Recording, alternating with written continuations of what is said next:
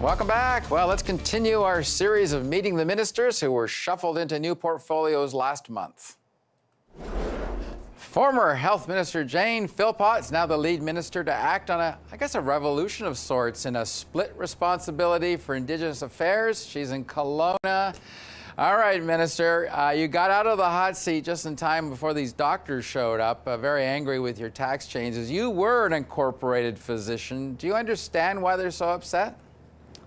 Well, obviously, people are always interested and concerned and want to have a voice when there are discussions taking place about tax changes in the government. I know Minister Morneau has had many conversations about this, and we are in the process of consulting and listening to the views of many Canadians.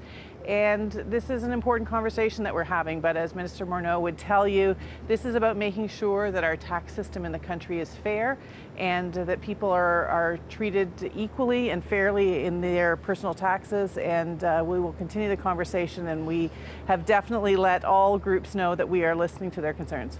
I got to call you, though, because I don't think there's any other incorporated doctors in the cabinet, and maybe not even in the caucus.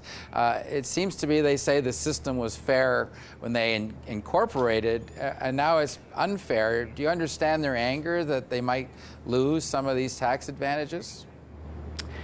Well, again, obviously we understand that people want to make sure that they've been appropriately consulted, and I've had lots of opportunities for conversations. I spoke at the Canadian Medical Association this year at their annual conference and talked to them about the fact that we want to hear their views on things like the possibility of income sprinkling that is available to some physicians and some people who have corporations because they have a partner who makes a lower income than them, or they have children within a certain age range. But a person who, for instance, doesn't have a partner that they can share that income with, or children in that particular age range, may not have access to those same kinds of personal tax advantages. And we think that that's not fair. And we want to hear from people as to their views on changing the system so that it would recognize that all Canadians work hard, and they should obviously be remunerated fairly for their hard work, but at the same time, people need to pay their share of personal taxes. All right, let's get you to your current portfolio and get away from the former one. One thing I heard about when the shuffle was announced, people are wondering if you're reducing paternalism by making a department that some already see as bloated and inefficient just getting larger.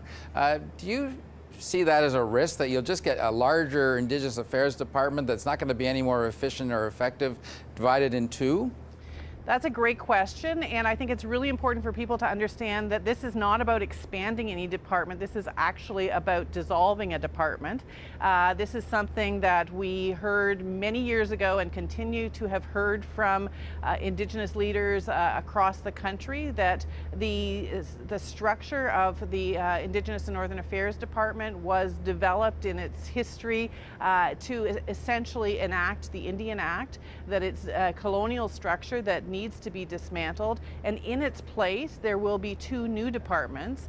There is no reason to believe that the actual official structure would be any larger by having two, but this will actually allow us to continue the very important work that Minister Bennett has on building and developing strong relationships with Indigenous peoples. And the department that I am heading, the Department of Indigenous Services, will make sure that in the interim, until First Nations are in a position where they want to have want and are ready to have full control over the delivery of services such as healthcare, education, etc., that we will make sure that those services are of the high quality that all Canadians should expect.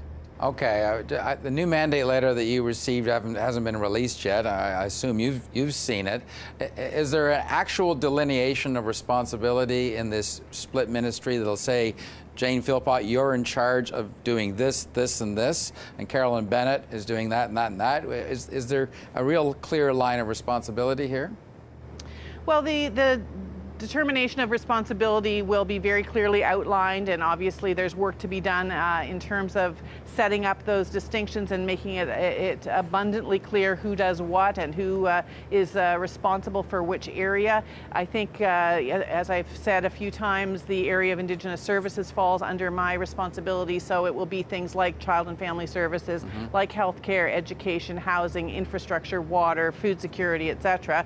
But at the same time, Minister Bennett and I are going to be working very much hand in hand, as it were, because we have a whole of government response in terms of our relationship with First Nations, Inuit and Métis peoples of Canada, and we'll continue to obviously make sure that we're very much lined up and as to what that relationship looks like and how we can make sure that we are upholding our responsibilities to the people of Canada. Yeah, I mean, I last looked this morning. I think there's over almost 200 boil water advisories still in effect in First Nations across Canada. You know, that's a pretty daunting task to get that cleaned up by the end of your first mandate. Well, as it relates to boil water advisories, we have a commitment to end long-term drinking water advisories. Now, you talked about the number that are in existence, and I think there's a lot that we need to make sure Canadians understand about this. And when you gave that number, in fact, you're talking about both short-term and long-term. We know that in any community, whether it's a municipal water system or a provincial water system or a First Nations water system, that from time to time there are short-term drinking water advisories related sometimes even to, you know, fixing of pipes in your street, for example.